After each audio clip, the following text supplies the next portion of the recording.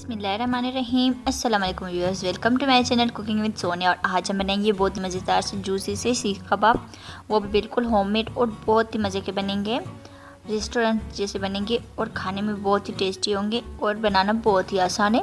तो फिर चलते हैं और शुरू करते हैं आज की इस रेसिपी को। यहाँ पर मैंने ली हुई प्याज मैंने तकरीबन 1.5 कप के जितनी ली हुई है। इसको मैंने अच्छे से चॉप करके इनका पानी निचोड़ दिया है। तकरीबन 4 मैंने प्याज ली थी मीडियम साइज़ की और इनको मैंने निचोड़ दिया है चॉप करके। ठीक हो गया।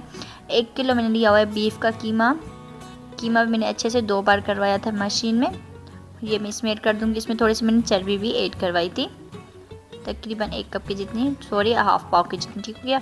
अब इसमें मैं ऐड कर दूँगी लहसुन का पेस्ट 1 टेबल स्पून भर के।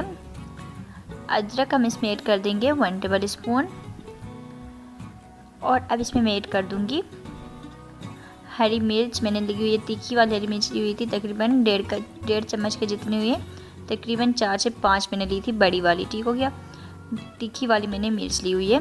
अब इसमें मैं ऐड कर दूँगी ड्राई कोरिएंडर यानी कि खुश्क धनिया 2 टेबल स्पून। और अब इसमें मैं ऐड कर दूँगी गरम मसाला पाउडर 1 टीस्पून।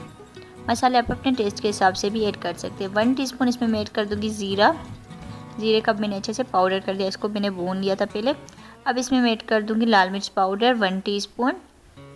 हल्दी पाउडर हम इसमें ऐड कर देंगे हाफ़ टी स्पून।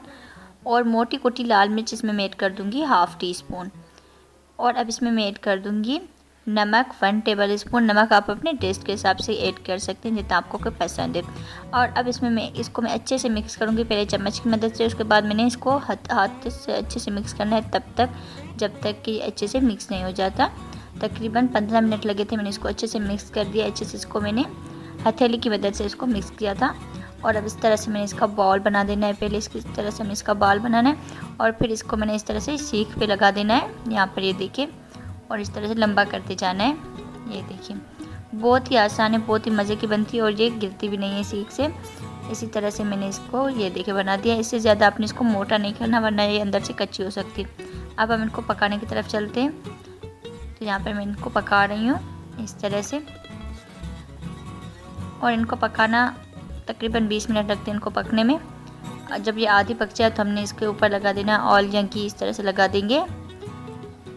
और ये देखिए माशाल्लाह से कितना ज़बरदस्त है इनका कलर आ रहा है। और ये इतनी टेस्टी है, बहुत ही मज़ेदार सी खुशबू आ रही है इसकी। और मैं इसी तरह से इनकी साइड उलटते पलटते पकाऊंगी अच्छे से जब तक ये पक नहीं जाती।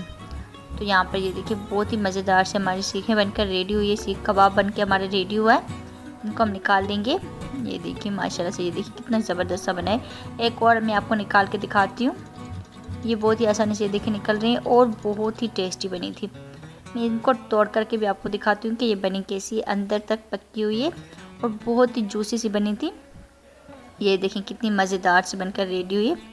तो अगली वीडियो तक मुझे दीजिए इजाज़त। अपना रखिए बहुत सारा ख्याल। अल्लाह हाफिज़।